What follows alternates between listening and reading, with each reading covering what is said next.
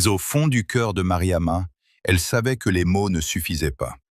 Les promesses sont belles, mais ce sont les actions qui changent les vies. Dès le lendemain, elle commença.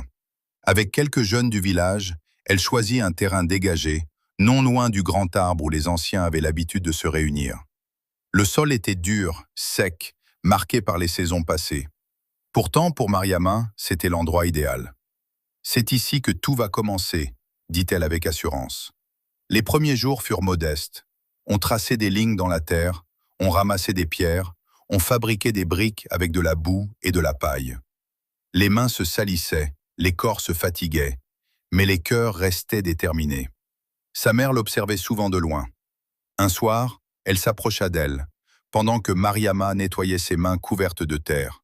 « Tu travailles comme si ce village reposait sur tes épaules », dit-elle doucement. Mariama sourit. « Non, maman, ce village repose sur nous tous. » Peu à peu, d'autres villageois se joignirent au projet.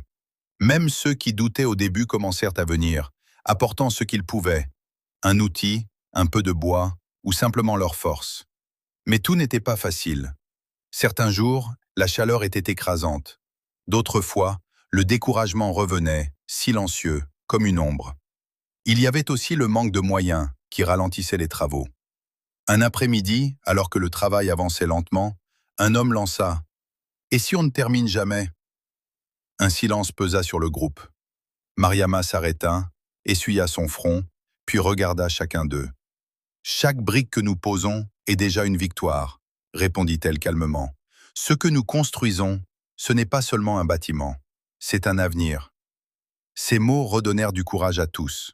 Ce soir-là, en regardant le début des fondations se dessiner sous la lumière du coucher du soleil, Mariama sentit quelque chose de nouveau grandir en elle. Ce n'était plus seulement un rêve, c'était une réalité en train de naître. Et même si le chemin serait long, elle n'était plus seule.